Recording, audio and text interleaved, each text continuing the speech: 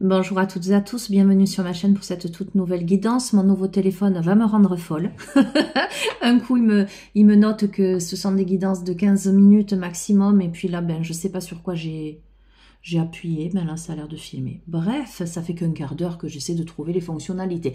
Bonjour à toutes et à tous, bienvenue sur les guidances aux âmes éveillées. Alors, je vais vous faire une petite guidance intemporelle. J'ai... les portes de l'éveil qui m'apparaissent, il y a des questions à se poser. Ok. Voilou, bonne année à celles et ceux que je n'ai pas, enfin, qui n'ont pas vu mes précédentes guidances, là, notamment celle d'hier. Je vous espère en forme. Allez, bien, les portes de l'éveil, 42 pas vers soi. Quelle est la question que vous devez vous poser? Ce sur quoi vous devez porter votre attention, j'entends.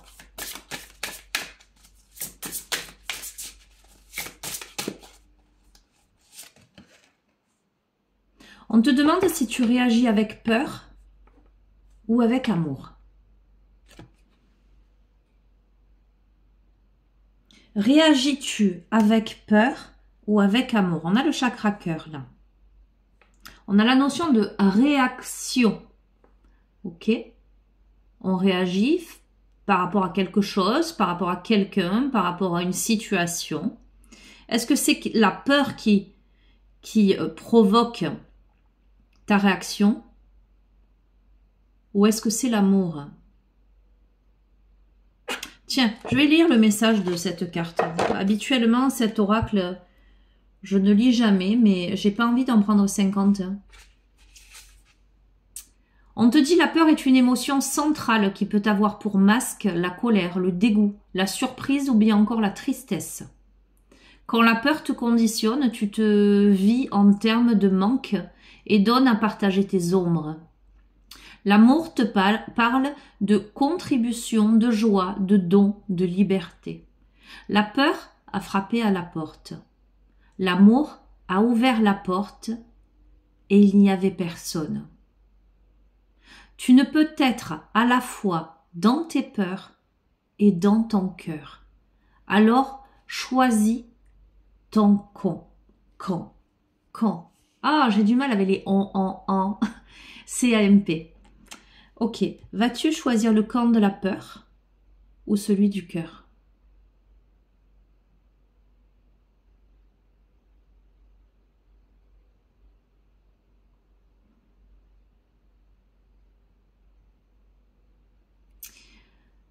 La peur a frappé à la porte.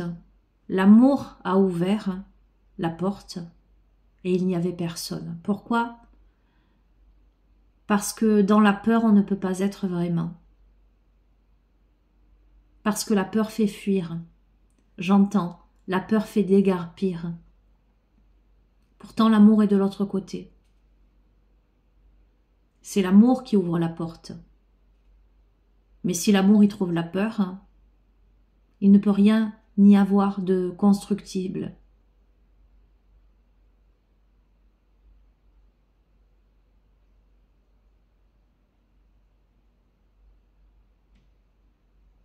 Ok, je vais pas en tirer d'autres. On va rester sur celle-ci pour démarrer. Tu as le choix, tu as le libre arbitre de choisir la peur ou de choisir l'amour. Ou de rester derrière la porte avec tes peurs et de ce fait qu'il ne se passe rien. Alors, on a la sagesse amérindienne, on va demander au vieil indien. Alors, il nous dit quoi le vieil indien? Écoute bien, le bonheur ne se cherche pas ni ne s'acquiert vraiment, car il est déjà là, sous forme d'une succession de petits bonheurs. Il n'est pas un, mais multitude, et si tu te demandes où il se trouve précisément, je ne saurais affirmer que ceci, là où n'est pas le malheur.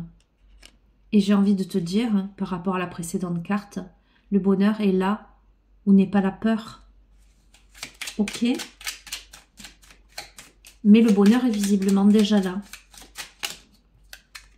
Et le vieil indien te dit encore, si tu n'as pas assez confiance en toi pour le faire, c'est l'échec assuré.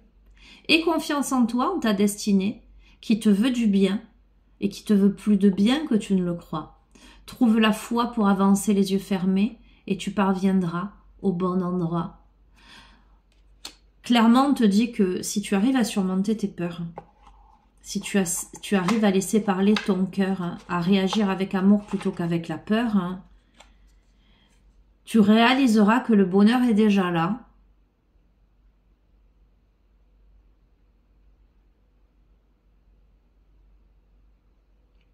Et qu'il réside tout simplement en ta capacité, en ta confiance en toi, en ta foi, de pouvoir avancer même les yeux fermés, savoir que tu arriveras là où tu dois arriver. Ok? Allez.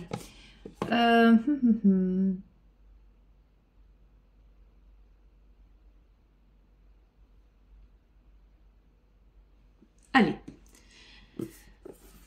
Mes cartes d'auto-hypnose, je ne l'ai jamais utilisée sur la chaîne. On va voir.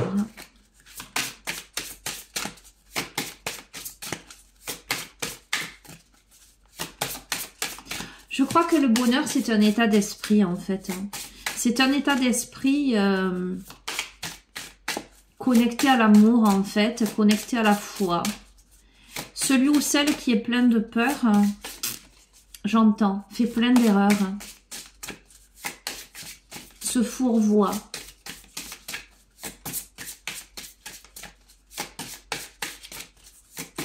J'entends, s'empêche et se cherche. On a eu la notion d'errance hier et ça ressort aujourd'hui. On a quelqu'un qui erre. Comme ces âmes en peine un peu, j'ai l'impression. Hop là, allez. Comme le fantôme de lui-même. J'adore. Elle a décidé qu'il était l'heure d'être le bon moment. Elle a décidé qu'il était l'heure d'être le bon moment. Je vous montre.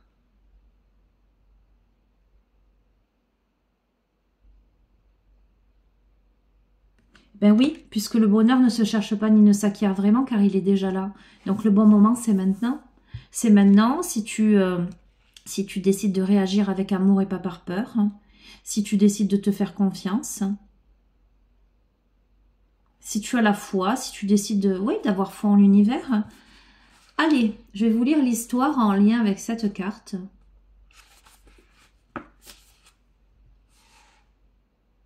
C'est l'histoire d'une artiste qui avait hérité du coucou de sa grand-mère, une femme d'une grande sagesse. Quand ce coucou sortait, ce n'était pas pour lui dire l'heure qu'il était, puisque les aiguilles ne tournaient jamais, mais pour lui rappeler qu'il était toujours l'heure d'être l'instant présent. À chaque fois que le coucou sortait, cela annonçait que c'était le bon moment pour faire les choses qui lui plaisaient maintenant. Depuis toute petite, sa grand-mère lui avait appris à trier ses envies. Aujourd'hui, elle savait que certaines appartenaient au passé, d'autres au futur, et elle reconnaissait celles qui avaient besoin d'exister maintenant. Elle n'avait pas spécialement d'astuce pour les identifier. Je crois qu'elle se donnait simplement l'autorisation de mettre certaines choses en pause quand c'était le bon moment d'accueillir autre chose.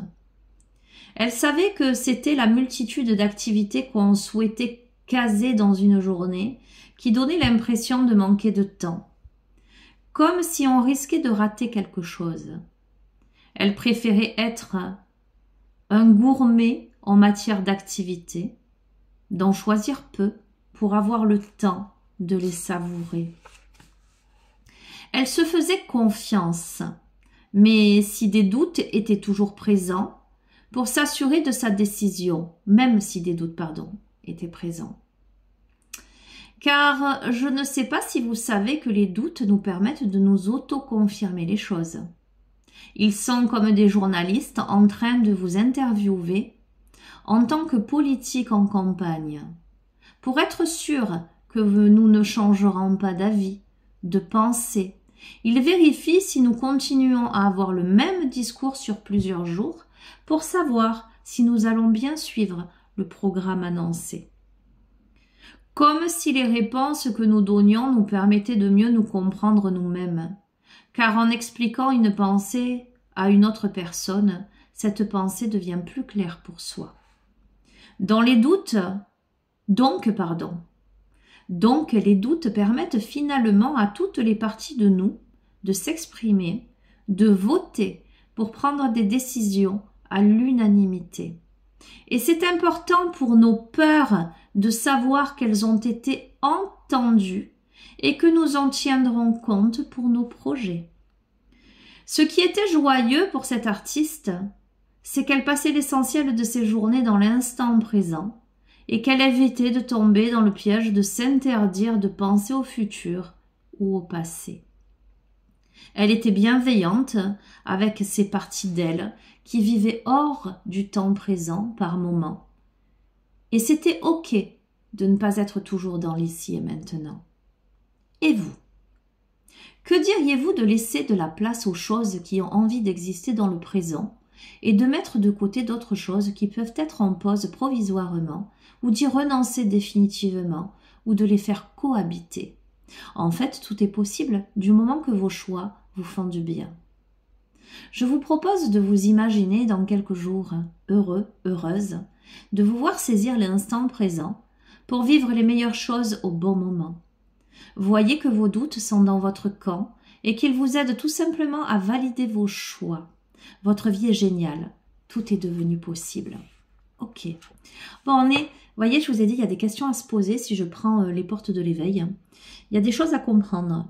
En fait, là, on est sur c'est même pas une guidance, en fait, c'est une réflexion. On est peut-être à un stade de sa vie où on a des peurs, on a des doutes, on se remet en question. On se demande ce qu'est vraiment le bonheur. Peut-être on est en quête du bonheur. On a envie en tous les cas de remettre de la joie, on a envie de remettre de la sérénité.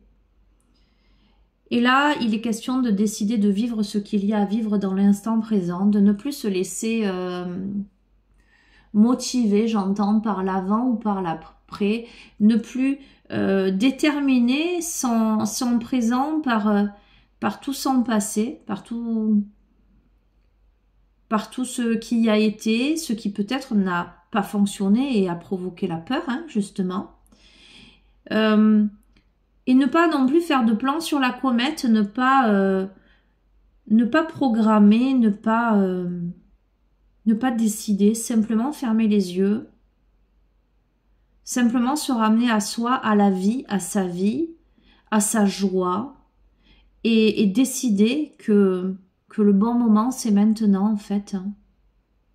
Et évidemment, pour ce faire, c'est qu'on prend conscience que c'est avec amour que l'on doit réagir et pas avec la peur. Très joli. Bon, je vais terminer. Ce sera une petite guidance.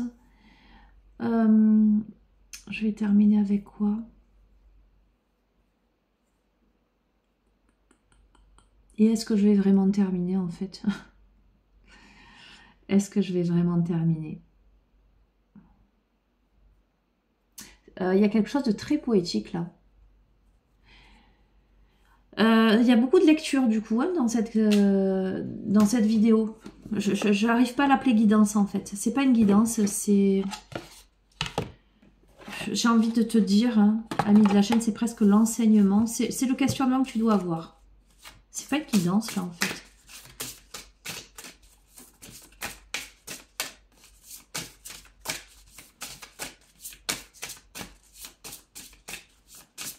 Les contes de l'âme du monde. Hop là, non, pas deux. Ah. C'est intéressant, ça.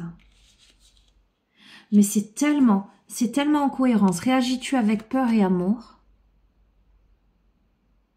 Avec peur ou avec amour, d'accord? Donc, cette dualité-là. Et sur cette carte, on a la représentation exacte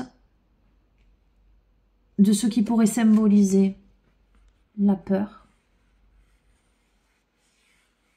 la négativité et l'amour, la joie, la créativité. On a cette carte scindée en deux.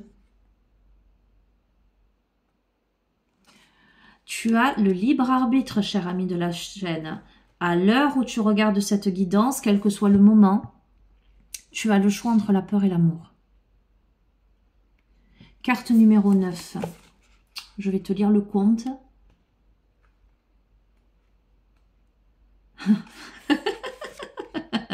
J'adore.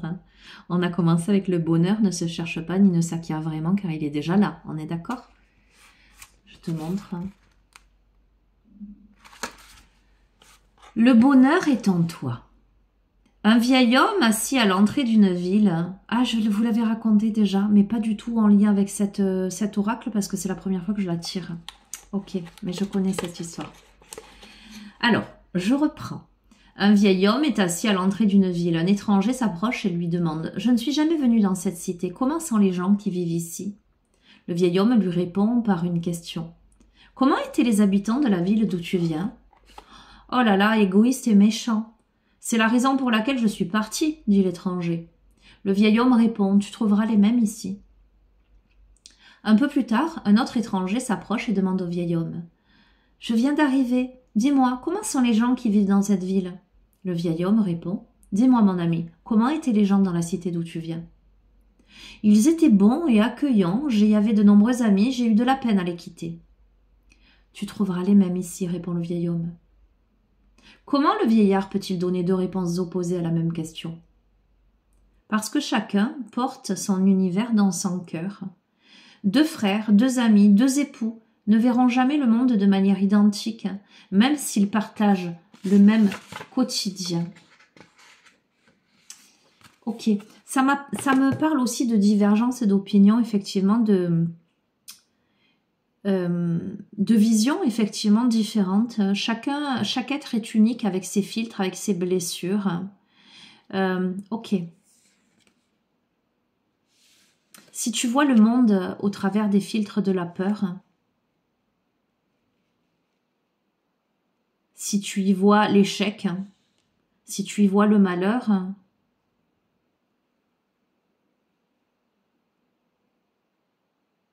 donc toutes ces émotions qui résident en toi, de par ton vécu, de par tout un tas de choses, peu importe, mais tu peux avoir un regard sur le monde, sur l'autre, sur les autres, même sur toi-même, motivé par ces énergies et par ces vibrations.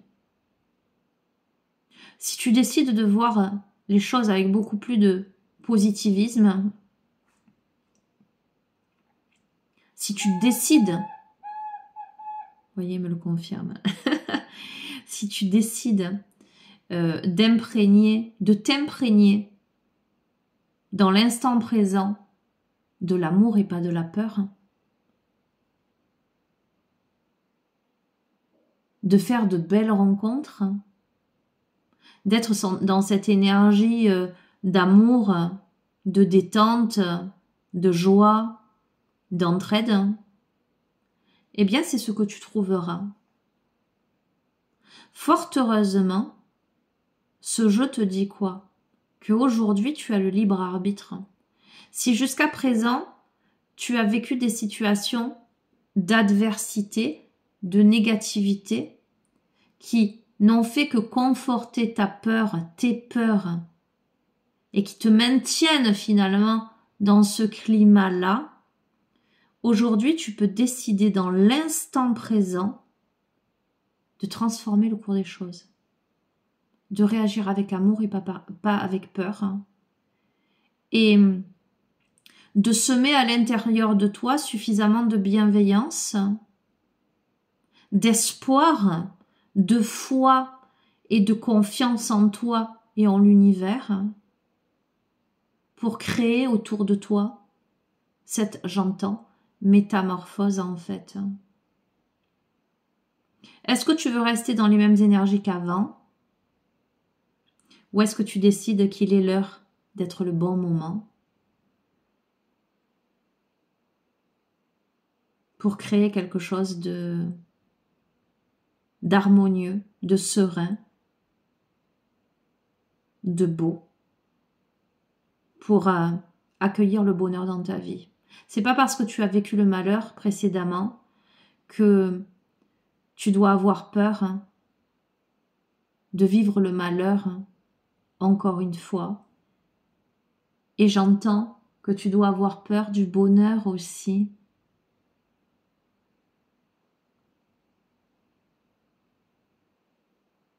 Je pense que tout est dit, les amis.